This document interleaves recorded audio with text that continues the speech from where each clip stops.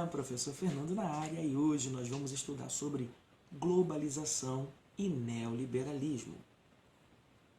Sobre esse assunto é importante traçar um panorama do mundo, principalmente após a Segunda Guerra Mundial. Depois da Segunda Guerra Mundial, muita coisa mudou no mundo, principalmente as relações de poder entre as potências. Nós tivemos o que ficou chamado de bipolaridade, onde dois grandes polos de poder se mostraram. Estados Unidos de um lado, União das Repúblicas Socialistas Soviéticas de outro. Nós tivemos também dois grandes modelos econômicos colocados aí, o modelo capitalista e o modelo socialista. Enfim, esse período de 1945 a 1991, quando a União das Repúblicas Socialistas Soviéticas, enfim, eles foram dissolvidos, a União Soviética foi dissolvida. Esse contexto nós chamamos de Guerra Fria e também vamos chamar de velha ordem mundial. Depois de 1989, 1991, nós tivemos no mundo o que ficou estabelecido, conhecido como nova ordem mundial. E é dentro do contexto da nova ordem mundial que nós tivemos um estabelecimento da globalização como nós percebemos nesse momento, uma globalização muito mais ampla e também uma força do que nós vamos chamar da nova doutrina econômica do capitalismo, se reinventando, o neoliberalismo. Sobre isso falaremos agora.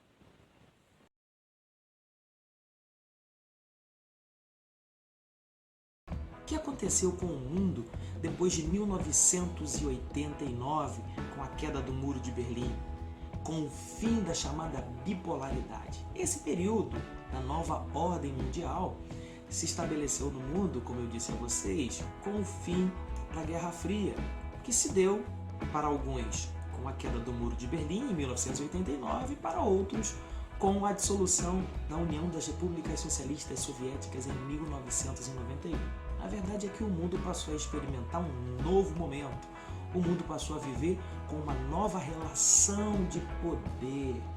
Ordem mundial, como eu já disse no vídeo anterior, é na verdade uma estrutura de poder. Como o poder está distribuído, dividido entre as potências do mundo. O poder político, o poder econômico e o poder militar. Quem passou a ditar as regras do jogo depois do fim da bipolaridade, depois do fim da Guerra Fria? De um lado estava os Estados Unidos, do outro lado a União Soviética. A União Soviética se mostrou estagnada, enfraquecida e encerrou suas atividades no ano de 1991. Do outro lado, os Estados Unidos fortalecidos. E então, quem passou a dar as cartas? Será que os Estados Unidos sozinhos mandaram todas as ações geopolíticas do mundo? Vamos perceber aqui com essa aula de hoje sobre a nova ordem mundial. Bem, esse período, como eu disse a vocês, marca o estabelecimento da soberania dos Estados Unidos em algumas ações, em alguns campos, principalmente na questão militar e política do mundo. Quanto à questão econômica, nós falaremos já já. E marca também o estabelecimento da OTAN como a principal organização militar internacional, a organização do Tratado Atlântico Norte. É importante também dizer a vocês que, depois de superadas as disputas da Guerra Fria, não fazia muito sentido para países como o Japão e nações da Europa Ocidental seguirem os Estados Unidos, seguirem a liderança dos Estados Unidos. Imagina, nós temos dois grandes polos de poder. Um dos polos de poder saiu enfraquecido e derrotado. Não faz muito sentido esse outro aqui se estabelecer como uma liderança a ser seguida. Afinal de contas, vida que segue, cada um toca a sua própria vida. Foi o que aconteceu. O Japão foi correr atrás dos seus desafios, a Europa se sentiu um pouco livre, de certa forma, dos Estados Unidos e cada um foi cuidar do seu cada um. E a partir daí, nós dizemos que os Estados Unidos, de fato, eles se consolidaram como uma grande potência militar, uma grande potência política e uma grande potência econômica.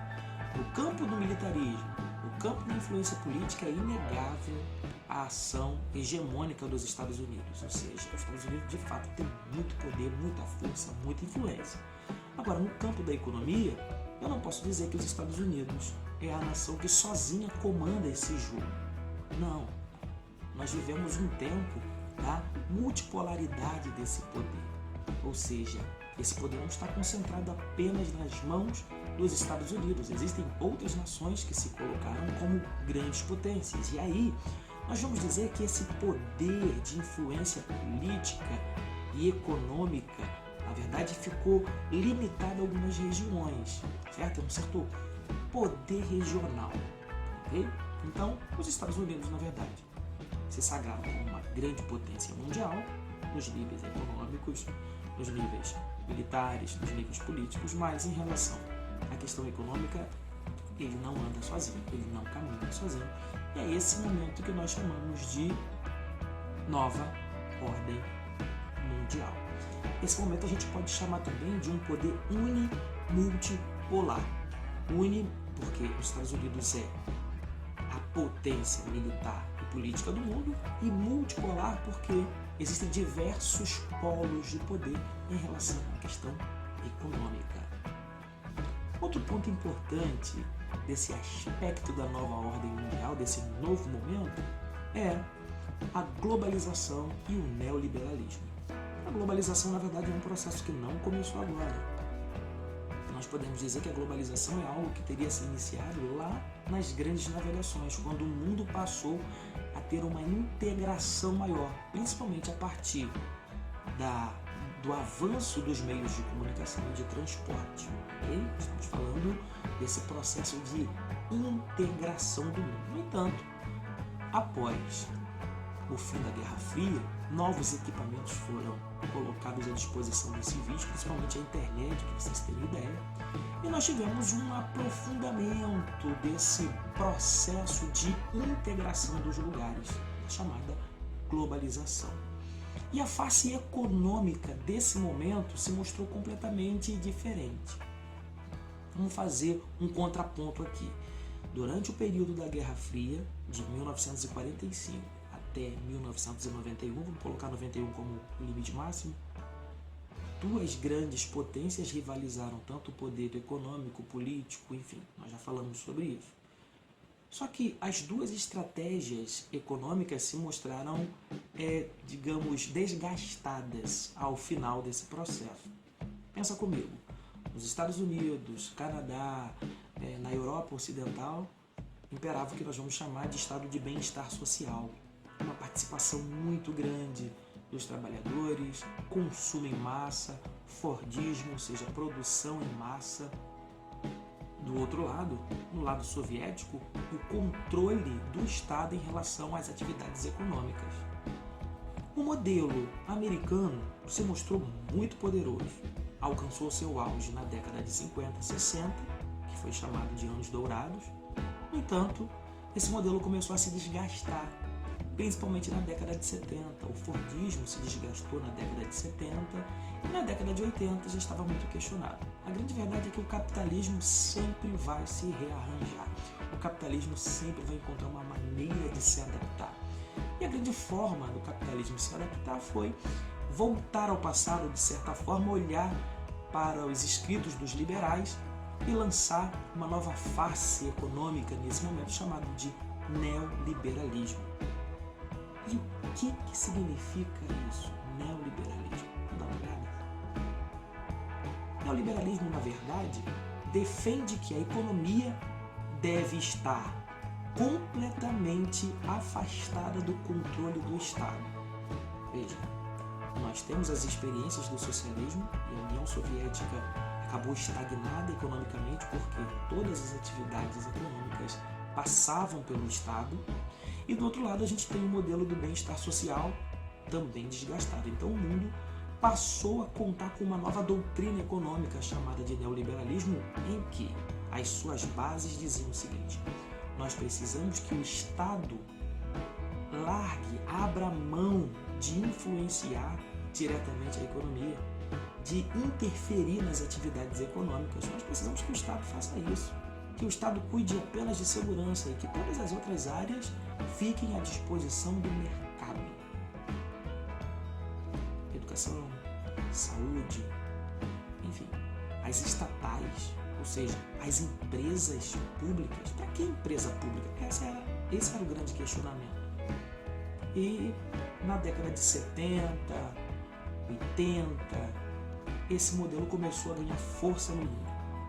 3 países foram os principais representantes: Chile, Estados Unidos e a Inglaterra. Esse modelo neoliberal, na verdade, se tornou a face desse novo momento, principalmente pós-década de 80. Se tornou, na verdade, algo como uma cartilha para ser colocada em prática em diversos lugares do mundo. Tirar do Estado o peso das atividades que deveriam ser colocadas na mão do mercado. Para isso, algumas coisas foram pautadas. Por exemplo, privatizações. O que é privatizar? É pegar algo que é de empresa pública, por exemplo, e vender para a iniciativa privada. No Brasil, nós tivemos 2 grandes momentos do avanço desse neoliberalismo. E só para dizer para vocês que a doutrina vigente no mundo ainda é o neoliberalismo, ok? Foi superada não, aí está funcionando. Mas no Brasil nós tivemos 2 grandes momentos emblemáticos. Nós tivemos na década de 90, principalmente em 2 grandes governos. O governo de Fernando Collor de Mello e o governo de Fernando Henrique Cardoso. Principalmente na época do Fernando Henrique Cardoso, com as privatizações, onde grandes empresas públicas foram vendidas para o capital privado.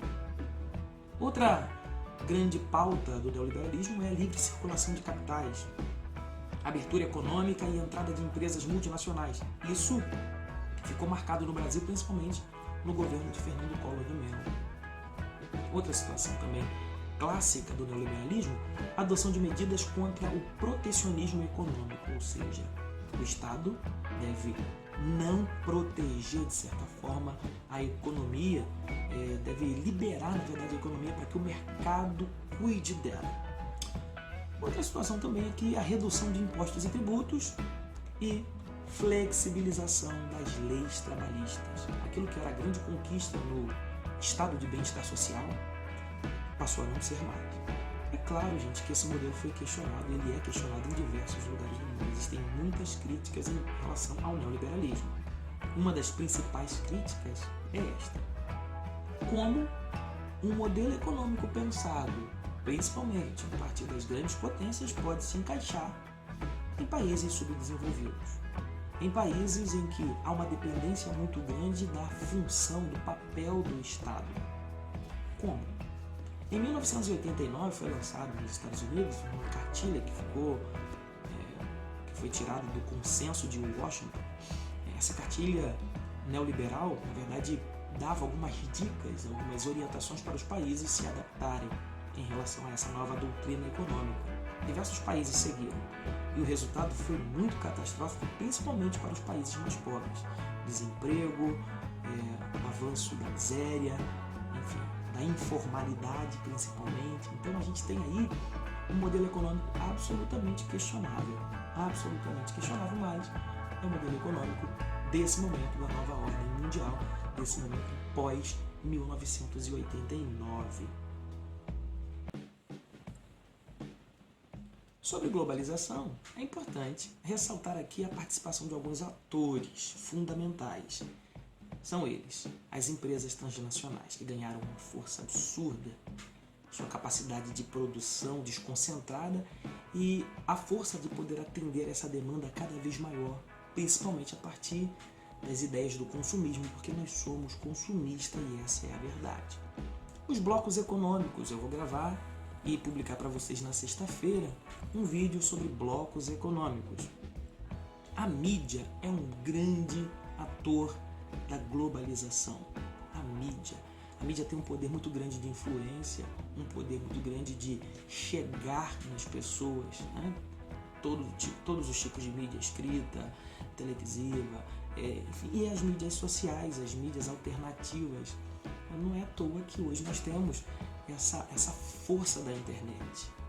Eu digo que a mídia ela consegue fazer isso, ela globaliza o que é local, ela pega o que é daqui, pega do que é muito local, muito exclusivo que você talvez nunca teria conhecimento se não fosse através da mídia. E ela globaliza isso, né? O mundo conheceu Caneta Azul ano passado, o mundo conheceu o Nego Ney. Estou falando aqui dos memes, é claro, brincando, mas a grande verdade é que nós pegamos coisas que são tão locais e transformamos em globais.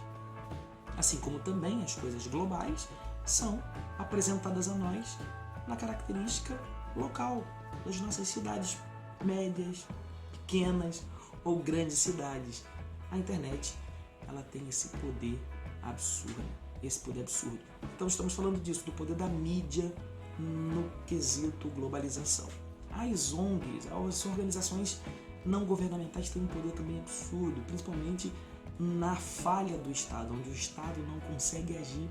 As organizações não governamentais têm um papel fundamental, principalmente de interlocução com a sociedade.